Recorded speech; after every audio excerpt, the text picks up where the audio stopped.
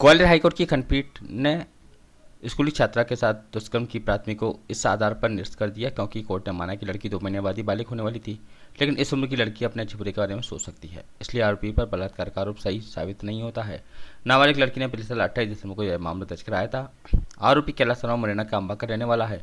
30 साल के आरोपी कैलाश शर्मा लड़की की पहचान सोशल मीडिया के जरिए हुई थी। 10 दिसंबर 2022 को आरोपी ने पीड़िता को मिलने के लिए ग्वालियर के होटल में बुलाया और उससे शारीरिक संबंध बनाए।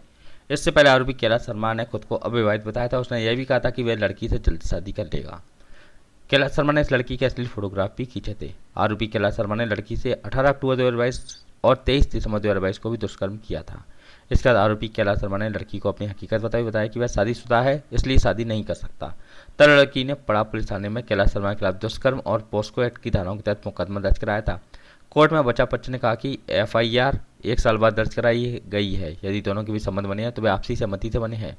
जबरन लड़की से आरोपी कैलाश शर्मा ने संबंध नहीं बनाए थे। जस्टिस दीपक अग्रवाल ने कहा, लड़की भले ही नाबालिग श्रेणी में आती है, लेकिन इस उम्र के बच्चे अपने अच्छे बुरे के बारे में फैसला ले सकते हैं, इसलिए कैलाश शर्मा पर दर्ज पड़ा थाने की एफआईआर को दर्ज निरस्त किया जाता है।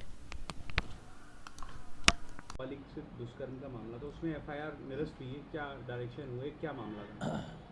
ये मामला था एक कैलाश शर्मा नाम के व्यक्ति था जिसकी तरफ से मैंने हाईकोर्ट में 482 पिटीशन लगाई थी। उसमें मामला ये था कि उसने सन 2022 में एक एफआईआर लॉन्च कराई कैलाश शर्मा के खिलाफ, ये कहते हुए कि पिछले कई सालों से उसके कैलाश शर्मा के साथ संबंध थे और वो कई बार किसी होटलों में भी गए, साथ में रहे और इस सारी चीज़ों को लेके उसने 3 साल बाद एफआईआर लॉन्च कराई।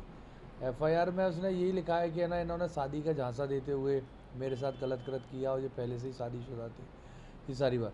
मेरा कोर्ट से ये कहना था 3 साल बाद इन्होंने जो एफआईआर लॉन्च कराई वो बहुत डिले से लॉन्च कराई है और उसके अलावा इसमें जो उन्होंने तथ्य बताए हैं जैसे कि with the pretext of marriage he has committed sexual intercourse, वो इसलिए सही नहीं है क्योंकि वो पहले से जानते थे कि ये शादीशुदा है और ना तो कभी ऐसी कोई घटना हुई। अगर ऐसी कोई घटना होती तो आप 3 साल में किसी को तो बताते, आपने किसी को कभी कोई नहीं बताई। एकदम 3 साल बाद आपने पहली बार ये सारी कहानी लेके आए कि साहब मेरे साथ ये गलत कृत्य हुआ, आप उसके साथ जा रही हैं, घूम रही हैं, होटलों में जा रही हैं।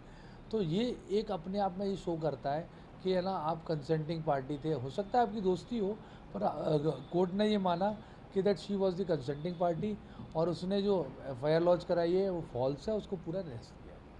कुछ टिप्पणी भी की है मनोदशा को देखते हुए? हाँ, कोर्ट ने ये टिप्पणी की है उसमें कि चूँकि उसकी जो एज है शी वाज 17 ईयर 10 मंथ, तो कोर्ट का ये कहना था she was matured enough to take her decision और आज के कोर्ट का ये कहना था उसके बावजूद भी उसने ये सारी कृत्य किए, तो कोर्ट का ये मानना था कि she was the consenting party और इसलिए कोर्ट ने सारी बात को एफआईआर को क्वेश्चन किया।